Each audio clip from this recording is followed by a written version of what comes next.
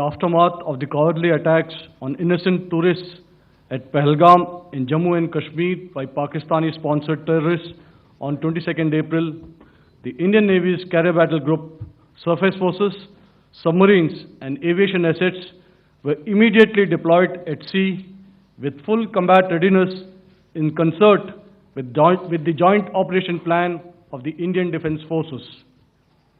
You may be aware that we tested and refined tactics and procedures at sea during multiple weapon firings in the Arabian Sea within 96 hours of the terrorist attack. The aim was to revalidate our crew, armament, equipment and platform readiness to deliver various ordnance on selected targets precisely. Thereafter, our forces remained forward deployed in the northern Arabian Sea in a dissuasive and deterrent posture with full readiness and capacity to strike select targets at sea and on land, including Karachi at time of our choosing. The forward deployment of the Indian Navy compelled Pakistani naval and air units to be in a defensive posture, mostly inside harbors or very close to the coast, which we monitored continuously. The Indian Navy maintained seamless maritime domain awareness throughout the duration and was entirely aware of the location and movement of Pakistani units. In effect, we had and continue to have good battle space transparency using our maritime domain awareness grid. As you are aware, our response has been measured, proportionate, non-escalatory, and responsible from day one. Accordingly, the calibrated approach considered all options, including the ability of the Indian Navy for offensive action from and at sea. As part of this escalation control mechanism, the application of force by the Navy was planned in a synchronized manner in coordination with the Army and Air Force, the highlight being teams from the three services working closely in an integrated manner.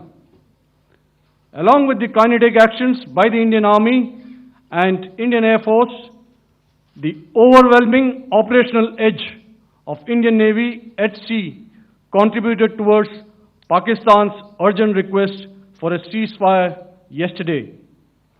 As we speak, Indian Navy remains deployed at sea in a credible deterrent posture to respond decisively to any inimical action by Pakistan or Pakistan-based terrorists. Thank you. Samno Varna, Jai Hind. Now I'll hand over to Director General Military Operations for further proceedings. Ladies and gentlemen, on the 10th of May, in the morning, even as we were getting into a huddle to wargame the events of the previous night, a routine exercise, I received a message on hotline from my counterpart in Pakistan seeking my willingness to communicate. Since our initial aim was to strike at terror camps, and all our actions in the subsequent days were in response to the intrusions and violations by the Pakistan Air Force and its army, it was decided that I would indeed speak with my counterpart.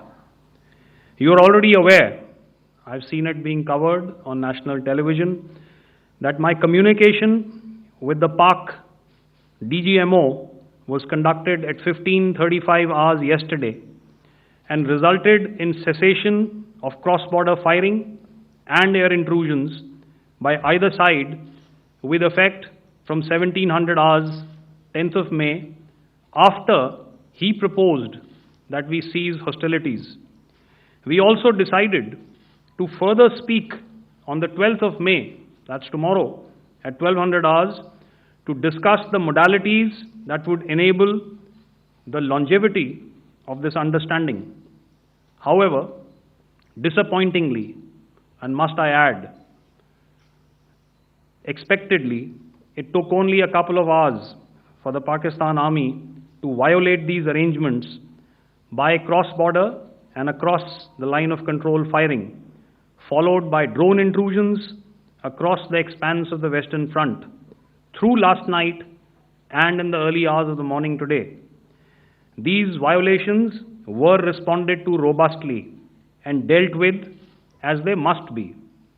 We have earlier today sent another hotline message to my counterpart highlighting these violations of the understanding between the DGMOs on the 10th of May and our firm and clear intent to respond to these fiercely and punitively, if repeated tonight, subsequently, or later.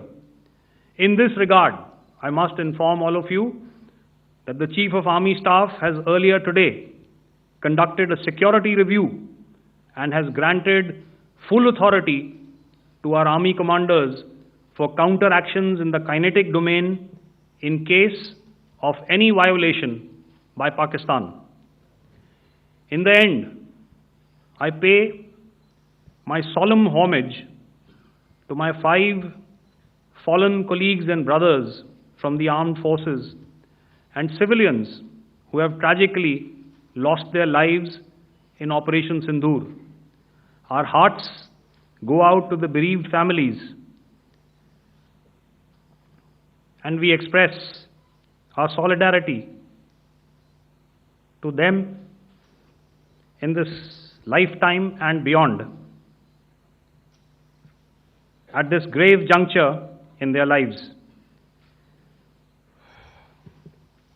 Their sacrifices shall always be remembered and spoken of in glowing terms by a grateful nation.